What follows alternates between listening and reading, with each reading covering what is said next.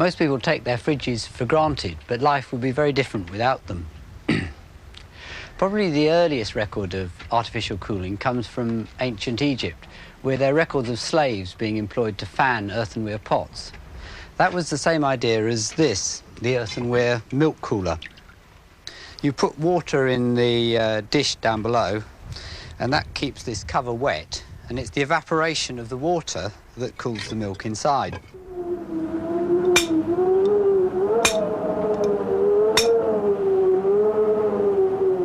The other method of cooling things, used extensively in ancient Rome, was simply to collect snow. Using a bit of insulation, it can last a surprisingly long time without melting.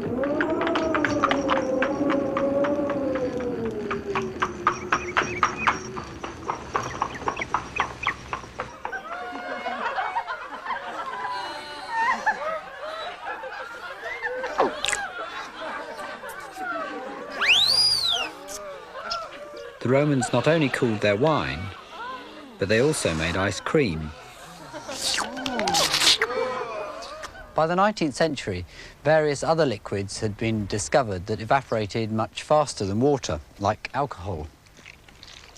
If I dab some on my hand, the cooling effect is quite noticeable. It's evaporating so fast, my hand's almost dry already. And this produces even more rapid evaporation. It had been discovered that various gases, when they're compressed, can condense into liquids. And in fact, this is carbon dioxide in this cylinder, and under pressure, it's actually a liquid at room temperature. If I open the valve, it'll shoot out of this pipe and evaporate very rapidly back to a gas, and the cooling effect is quite dramatic.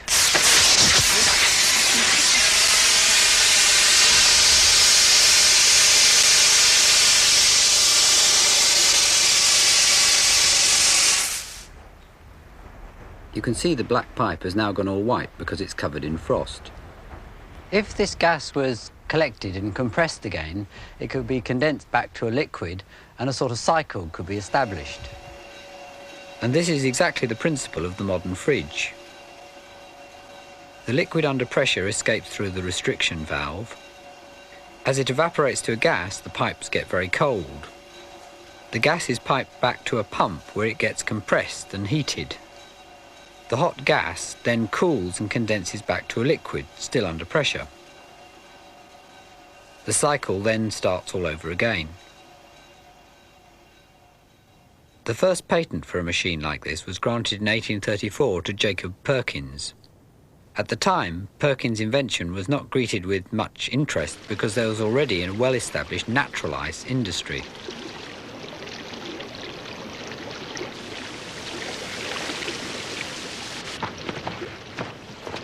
Ice was cut from the lakes in America on a vast scale.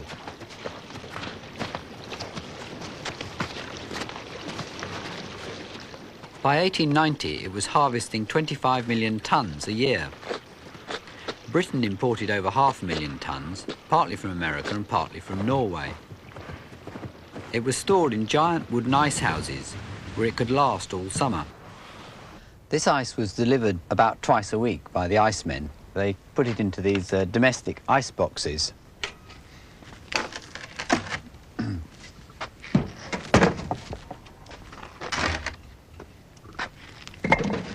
The ice went in the top and the food goes in the bottom.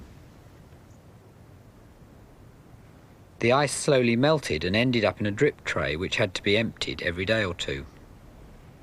Well, the natural ice industry was well established in Europe and in America, but in Australia the winters weren't really cold enough to produce much ice. In 1837, James Harrison emigrated from Glasgow to Australia. He became a journalist, but his real obsession was refrigeration. Oh dear, I cannot concentrate, it's too hot. If only I had a wee machine to make ice. Aye. Oh, his first machine didn't work, which he blamed on inferior colonial workmanship. He then went to England and persuaded a Dr. Seeby to make one, based on Perkins' design. By 1858, Harrison had brought Seaby's machine back to Australia. Here's my machine, and here you see a perfect lump of ice. Alright, there's a flywheel here, right? Make sure it's well adjusted. Harrison was then commissioned by a brewery to build a commercial refrigeration plant. So cooling Australian lager was the first practical use of an artificial refrigeration machine in the world.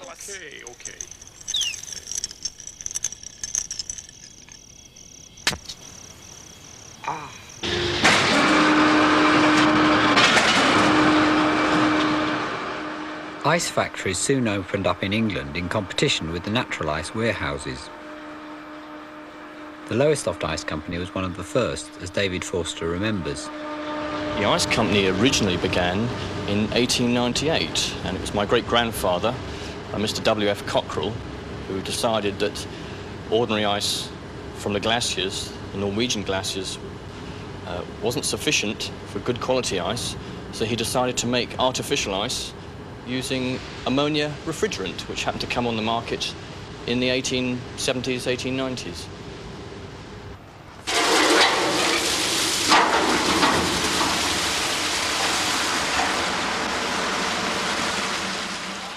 Water is placed in the ice moulds, which are then lowered into the giant brine tank.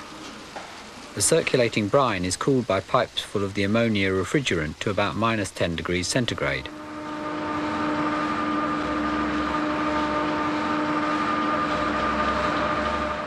The brine tank is vast, the size of a public swimming pool.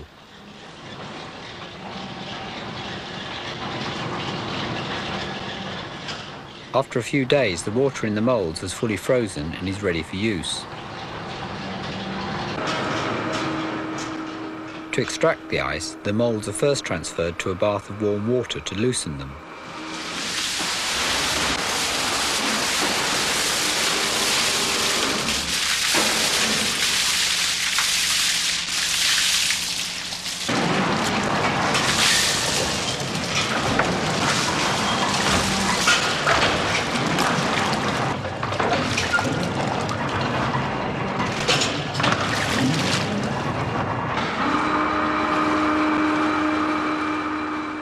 Although this process looks very impressive, today there are much quicker and cheaper methods of making ice. Block ice is now really obsolete, and this is actually the last lift.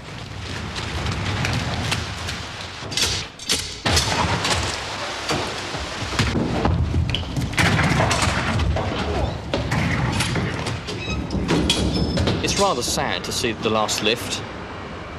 It's on the floor there. These are the last blocks that are ever These going are to the come last out blocks, of actually, the very last blocks. It's a very old-fashioned way of making ice, and it's not really very viable nowadays.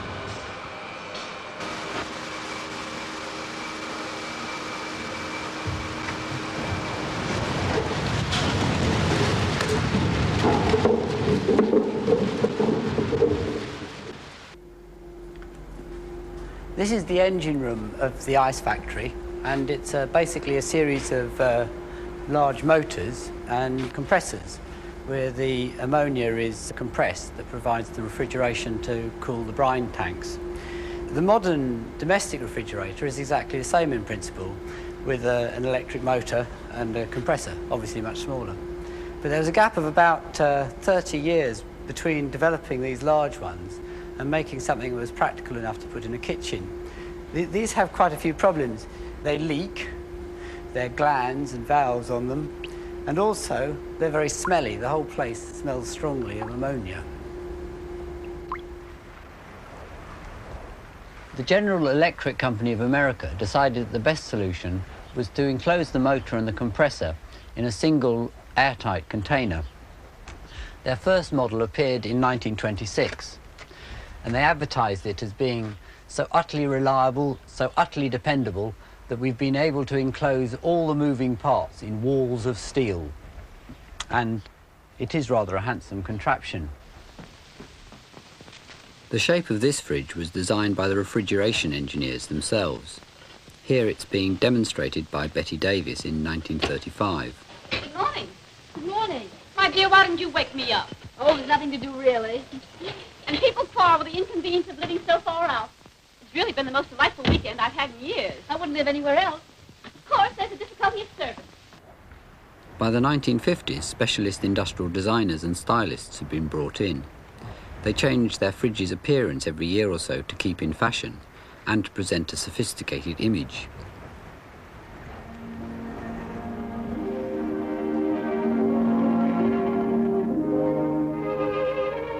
And behind the separate refrigerator door, brand new for 57, scientifically planned illumination in the interior.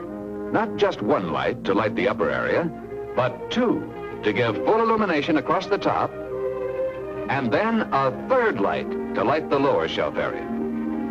Simply take the handy tray and place it in the ice ejector. Then pull down on the handle. That's all. No pushing, no shoving. Simple, effortless. The handle does all the work for you. Ice cubes in a basket. Just like that. And cubes always stay separate and free from each other. It's new, it's exclusive for 1957. And how's this for convenience? The new juice can dispenser that drops a new can in place as soon as you remove one. As handy, as convenient as the frozen food package dispenser alongside. Remove one package, and another is ready for instant use. For more features to demonstrate, it's the Imperial 121 for 1957.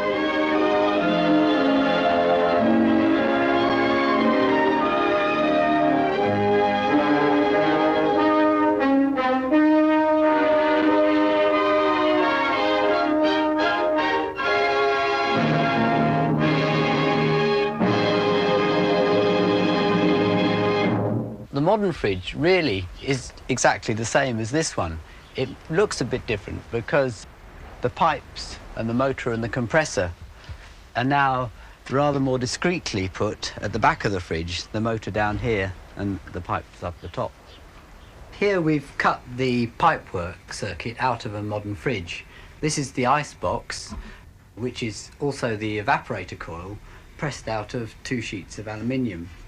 This is the sealed unit that contains the motor and compressor, and the hot gas comes out here and it's cooled and condensed back to a liquid in these pipes at the back.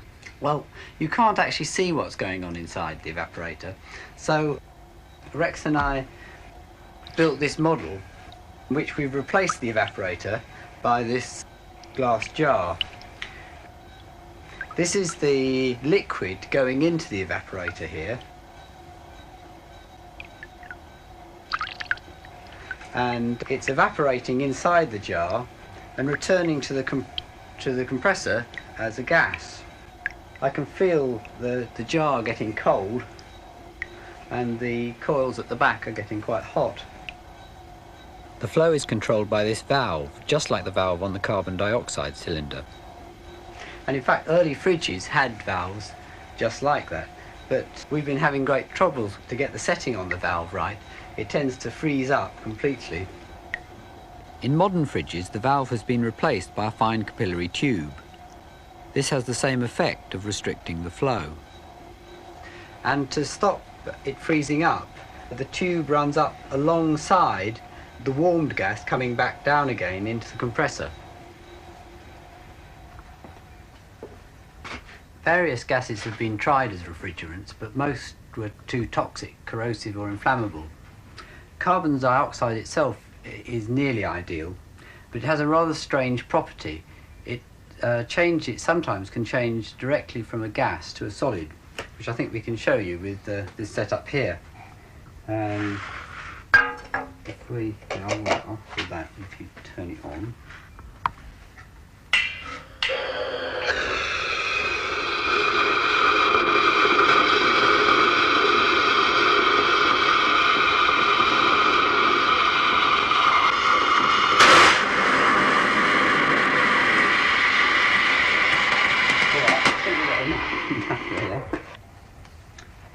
This so-called dry ice, it's very useful stuff. It's used for keeping things cold, and it's also used theatrically for creating effects of mist when it's usually put into hot water.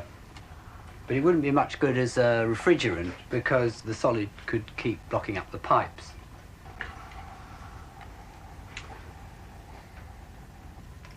Today, most refrigerants are fluorocarbons. These are the same as the chemicals that are used as propellants in aerosol cans.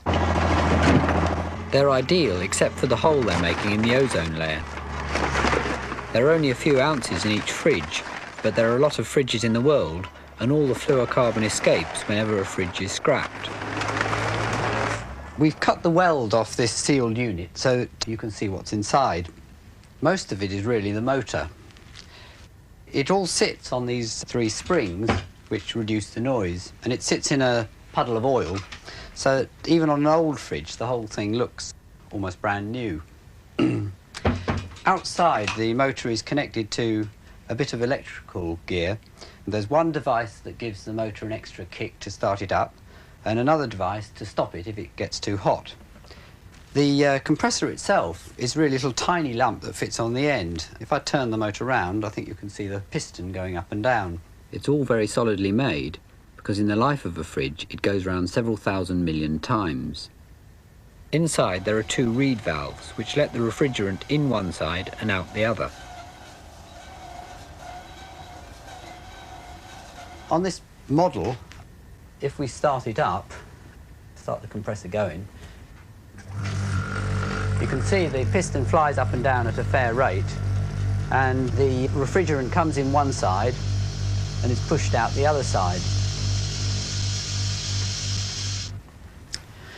Fridge compressors have a variety of other uses. They're often used as compressors for airbrushes, and they're even used by dentists sometimes, connected to the pipe that sucks the saliva out of your mouth.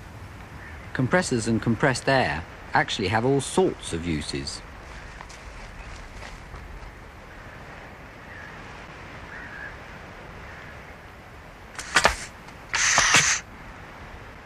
This capsule gun works entirely on compressed air.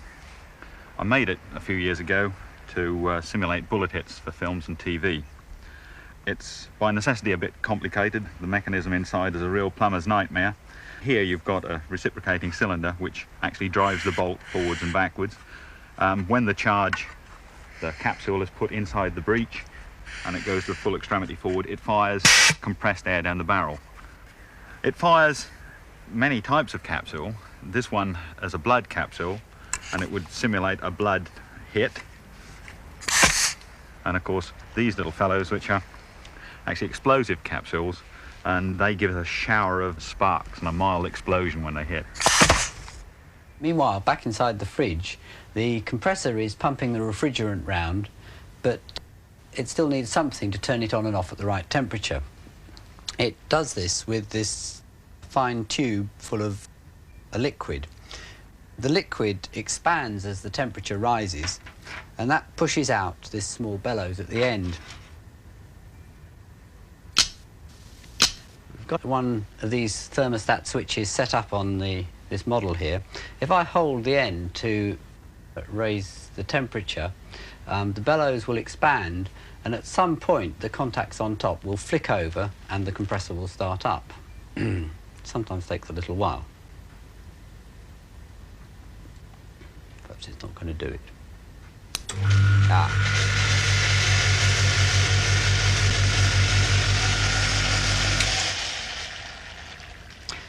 Well, of course, the thermostat switch also has a dial on it to adjust the temperature that the compressor comes on. It does this by moving the contact arm. The closer the arm to the bellows, the less the bellows has to expand to flick the switch. Thermostat switches have hundreds of uses, wherever something needs turning on or off at a particular temperature. This is a water clock I built a few years ago with a friend. On the hour, water is released from a tank on the roof, and this starts it all working. It was important to stop the water freezing on the way down, so we fitted this thermostat to turn everything off whenever the temperature falls too low.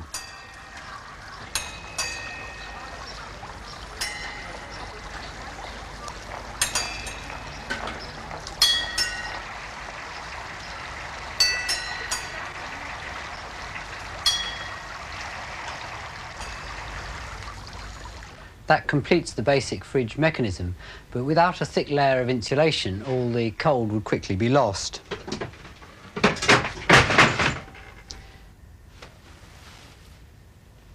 This fridge has a blanket of fiberglass, just like roof insulation. Old fridges used to have massive door handles and massive hinges that could apply a large closing force, and this squashed the rubber seal all round the door into contact with the frame. To apply enough force, the whole fridge had to be very strongly made. An elephant weighing over 4 tons was to stand on top of this new Frigidaire, and it must not show any signs of strain under this tremendous load. Will it take it? Can this new Frigidaire stand up under such terrific punishment? Those were the questions that flashed through everyone's mind. But look, our elephant isn't in doubt, and as he cautiously but firmly places each foot on top of the Frigidaire, it is proved without a question of doubt that this new Frigidaire cabinet is a real masterpiece of construction. Yes, gentlemen, here is a cabinet so sturdy, so strong, that the door can be opened and closed while it supports this tremendous load of over 4 tons. In modern fridges, there's a flexible magnetic strip inside the rubber seal. You can sometimes see the seal pulling itself against the door frame just after you close the fridge. Here we've cut one of these seals out of a modern fridge, and I can pull the magnetic strip out just to prove it's magnetic. This has made it unnecessary for fridges to have such massive handles and hinges. In fact, the whole casing can now be much less substantial. When I was repairing domestic appliances for a living, one of the most common faults I come across on fridges was an ill-fitting door seal. There's an easy way to check whether the door seal is actually gripping the cabinet or not, and that's to drop in a piece of paper, which should be quite a tight, locked fit. And here, as you can see, there's a gap. Now, there's quite an easy way of repairing this, which was rather embarrassing when you was in a customer's house, because the first thing to do was to get the customer out of the kitchen, because the only way to repair it satisfactorily was brute force. So you used to very subtly ask her for the guarantee or something like that, so she went away to look at it, and then you repaired it by merely putting your foot against the bottom and pulling like blazes, and you'll find that the door then fits. As you can see, that's grip. And of course, most people wouldn't like things like that done to their refrigerator. The most inadequate and flimsy parts of a modern fridge must be the doors. The plastic cracks up, the bottle stays pop out, and the icebox door has to take an immense strain every time you try and open it when the thing's iced up. In fact, I suspect that broken doors are the most common reason why fridges are thrown away. But perhaps I'm being too critical. A recent Which survey found that fridges were about the most reliable of our household machines. And certainly every single one of the fridges that we got for this programme from the scrapyard was still in working condition. It has been said that the weakest part of all machines and computers is their interface with the outside world. And the idea of enclosing all the moving parts of a fridge as a single airtight unit has not only stopped all the leaks, but it's also produced a machine that has a quite unusual degree of reliability. Just think how many times a year your fridge has to turn on and off.